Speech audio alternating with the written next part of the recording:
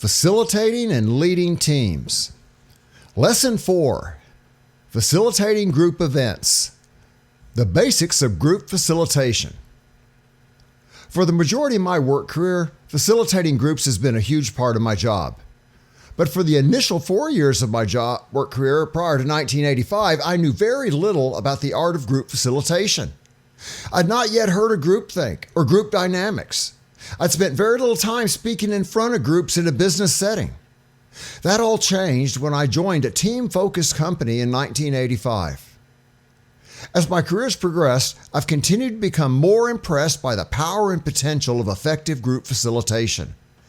Thousands of dollars can be lost or saved through the use of effective group facilitation skills, and yet too few companies are making sure that these skills are in use whenever a formal group gathering occurs. Unfortunately, group facilitation is becoming a lost art. Fewer organizations are teaching formal facilitation skills internally or sending their people out to learn these skills. It's difficult to find team facilitation skills on the competency matrices for many managers and supervisors. The frustration I hear expressed by so many people about ineffective decision-making in groups or meeting waste only serves to further justify my belief that a greater facilitation focus is needed. Simply reading this workbook section won't make you a great facilitator.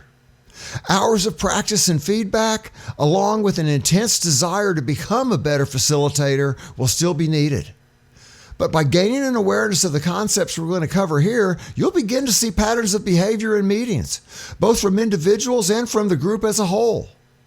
By learning to ask better questions, you'll be able to help shape how the group perceives things, listens to and talks with each other, and makes fast and effective choices. I've tried to cover the essence of group facilitation in this workbook session. Please keep in mind that there have been many books written on this topic, and please feel free to explore them on your own. My intent here is to only give you enough knowledge on the topic that you'll be able to start practicing the art of facilitation with the goal of improving the effectiveness of your teams. So what is facilitation? In essence, there's 3 types of facilitation. The classic type of facilitation is represented by the second example in this visual, facilitating team leadership.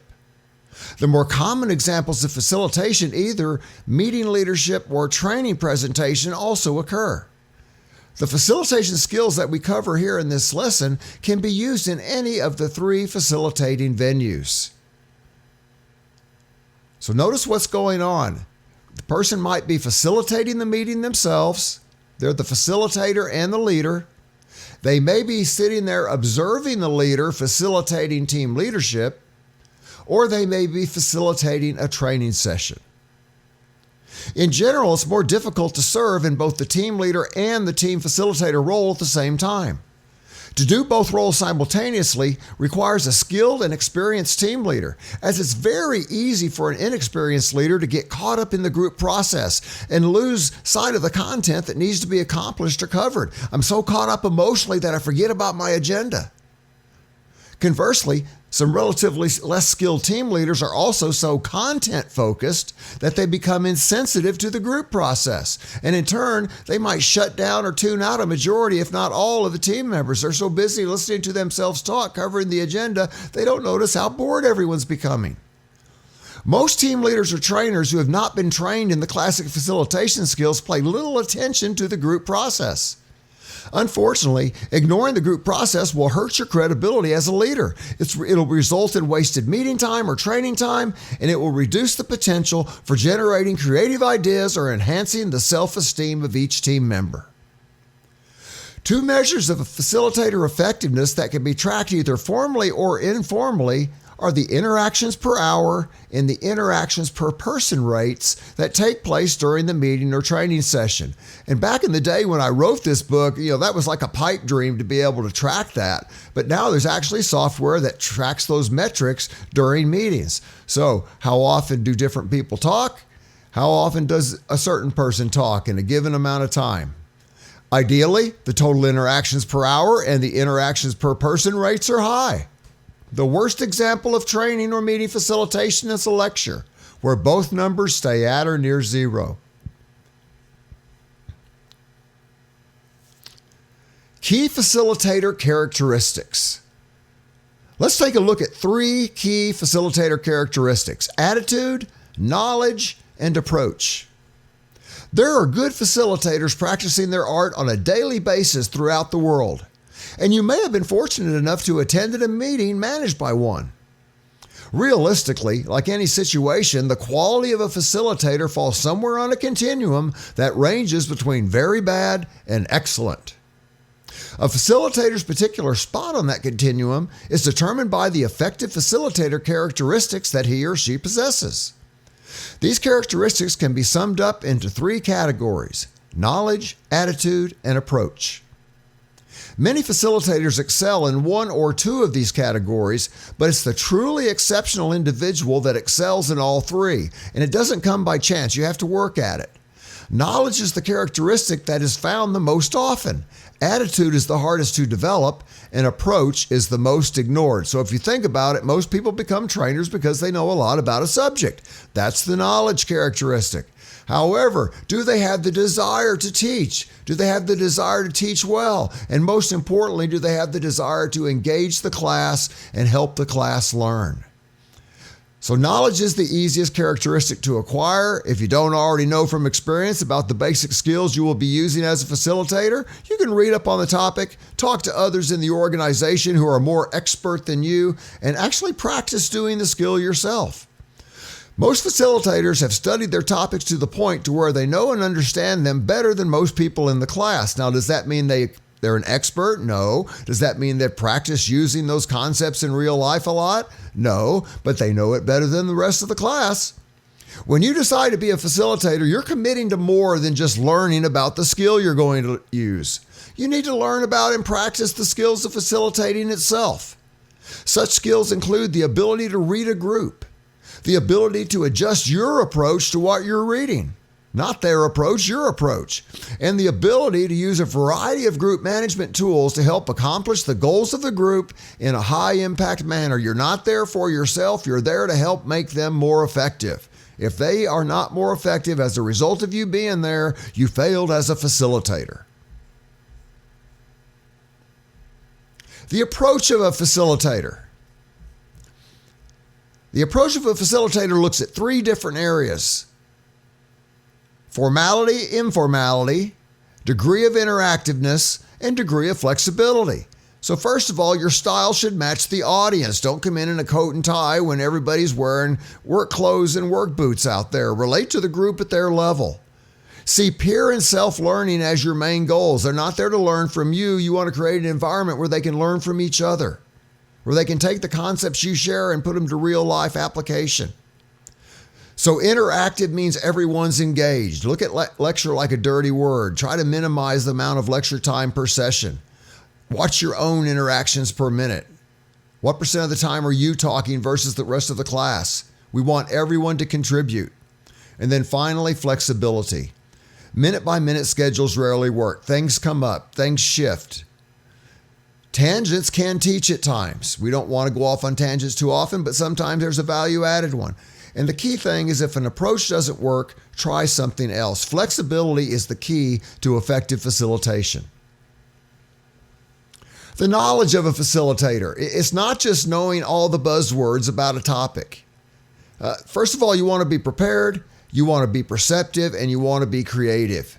And you also want to continue to learn about your subject. First of all, though, be prepared. Know where you want the group to go, know the knowledge level of the group, and know your equipment. That's going to help you accomplish the basic mission of teaching the group what they're there to learn. Then perceptive. As you're teaching, observe the process continually. Remember, observe, attend, question, listen. Observe yourself as you train. I know you don't have a mirror hanging in front of your face, but you can learn to observe yourself as you train. And then finally, be creative. Don't always do it the same way. Don't always deliver in the same boring fashion. If you make it fun for them, it becomes fun for yourself. Creativity comes in many forms, and there's a lot of unique approaches out there that can enhance group effectiveness. Plus, there's many creative exercises to help improve skill application. And I know myself, at least half, if not 3/4 of the exercises I use in all of my workbooks, I created myself because I want them to be work related. Let's take a look at the attitude of a facilitator. Again, 3 elements: positive and committed, improvement oriented, and open-minded. And what this means right up front is you don't teach the same thing the same way all the time. To be an excellent facilitator, you have to want to facilitate. Your motives can't be based on what someone else wants you to do or wanting to control the group. If you can't convince yourself of the value of becoming better at using facilitation skills, you're going to do more damage than good. A good facilitator, on the other hand, can definitely make a contribution and an impact. But you have to want your team members and leaders to effectively achieve their goals. This high level of personal commitment should be coupled with a positive attitude and an enthusiasm towards getting the most from each team member. Your feelings about the team and its need to perform will be conveyed to your team members as you work with them, and not just by your words. They're going to read you as much as you read them.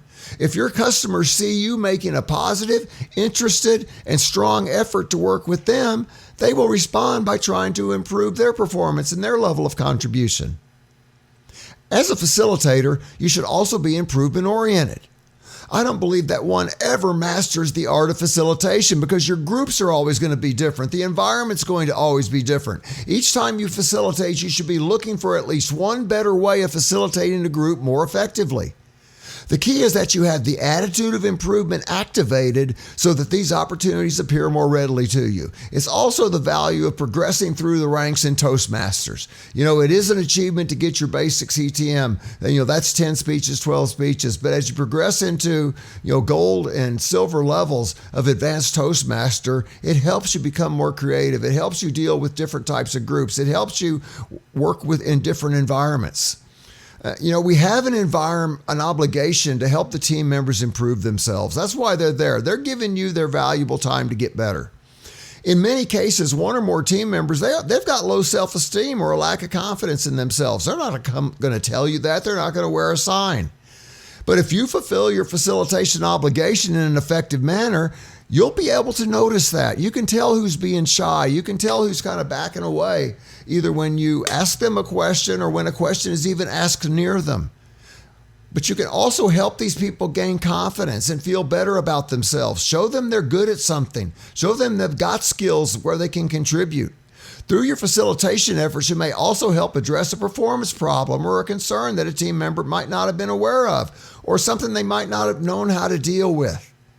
You don't get to be the leader, but you get the chance to help the leader of the team.